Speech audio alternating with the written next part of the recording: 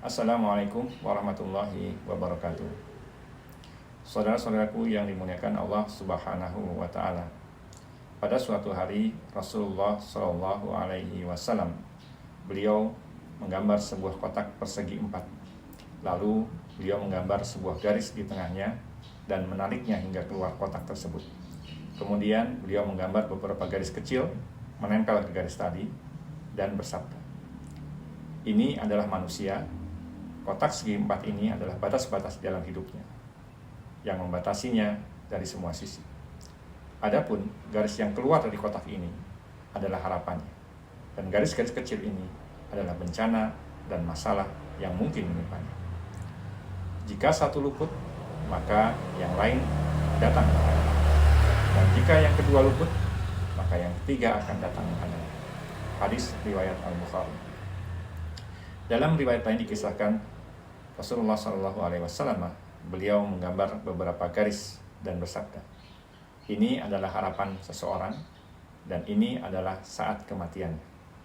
Dan ketika ia berada dalam harapannya, garis yang lebih dekat datang menghampirinya." Hadis riwayat Al-Bukhari. Saudara yang dimuliakan Allah Subhanahu wa Ta'ala, mati adalah keniscayaan bagi makhluk yang bernyawa, sebuah kepastian yang tidak seorang pun dapat mengingkarinya. Setiap yang berjiwa akan merasakan mati, dan sesungguhnya akan disempurnakan pahala pada hari kiamat. Barang siapa yang dijauhkan dari neraka dan dimasukkan ke dalam surga, maka ia benar-benar telah beruntung. Dan kehidupan dunia itu tidak lain hanyalah kesenangan yang memperdaya, mata ulul ghurur. Al-Quran Surat Ali Imran ayat 185. Allah juga berfirman, "Dan setiap umat mempunyai batas waktu. Maka apabila telah tiba batas waktunya, mereka tidak akan dapat mengundurkannya sesaat pun, dan tidak pula dapat memajukannya sesaat pun." Al-Quran Surat Al-A'raf ayat 34, Surat Yunus ayat 49. Saudaraku, tidak ada satu umat pun yang dapat mendahului ajalnya, dan tidak pula dapat menundanya. Al-Quran Surat Al-Hijr ayat 5. Kesulitan hidup, musibah, dan masalah yang datang silih berganti telah membuat kita terlalu sibuk mengingat kematian. Kemilau dunia dengan segala pernak-pernik dan kesenangannya bahkan lebih sering membuat kita terpedaya. Bermegah-megahan, saling berbangga dengan kemuliaan leluhur, harta, anak keturunan, dan para pembantu telah membuat kita sibuk hingga akhirnya masuk ke dalam kubur. Surat At-Takasur ayat 1-2. Demikianlah tabiat manusia sebagaimana digambarkan oleh Rasulullah SAW. Rasul bersabda, "Kalau anak Adam telah memiliki sebuah lembah berisikan emas, niscaya dia akan menginginkan yang lainnya." Hadis riwayat Al-Bukhari. Sahabat mengira apa yang beliau sampaikan tadi adalah firman Allah Subhanahu wa Ta'ala hingga turunnya ayat pertama dari surat At-Takasur yang tadi sudah dibacakan. Pada saat ayat ini turun, sebagaimana diriwayatkan dalam Sahih Al-Bukhari dan Muslim, Rasulullah Shallallahu Alaihi Wasallam beliau bersabda, "Seseorang hamba berkata, 'Hartaku, hartaku,' padahal dia hanya akan mendapatkan 3 manfaat dari hartanya. Yang pertama, apa yang telah dimakan dan telah habis dimakan, apa yang dipakai dan telah rusak dipakai, atau apa yang disedekahkan dan telah habis dibelanjakannya. Celakanya, di dalam hati yang telah dipenuhi dunia, tidak ada lagi tempat untuk mengingat Allah Subhanahu wa Ta'ala. Hingga tiba-tiba datang masanya harus pergi meninggalkan dunia, masuk ke dalam kubur. Ada 3 yang mengiringi mayat saat menuju kubur. 2 dari mereka akan kembali dan 1 akan tetap bersamanya.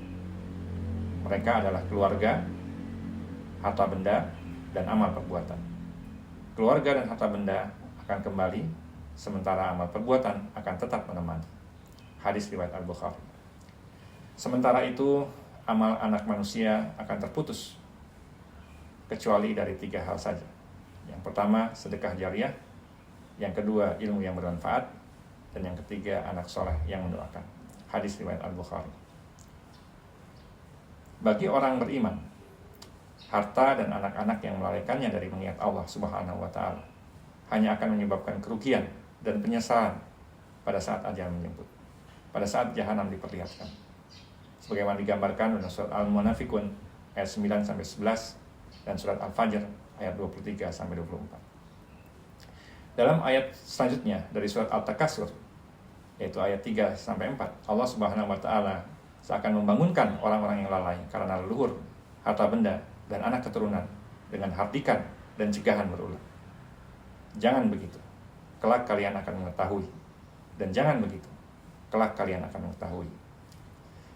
Saudaraku, menurut Hasan Al-Basri, sebagaimana dikutip dalam tafsir Ibnu Katsir, pengulangan ini merupakan ancaman di atas ancaman, threat after threat. Jangan begitu. Jika kalian mengetahui dengan pengetahuan yang yakin, niscaya kalian akan benar-benar melihat neraka jahim. Kemudian, sungguh kalian benar-benar akan melihatnya dengan ainul yakin. Kemudian, kalian pasti akan ditanyai pada hari itu tentang berbagai macam kenikmatan. Quran Surat At-Takasur ayat 5-8.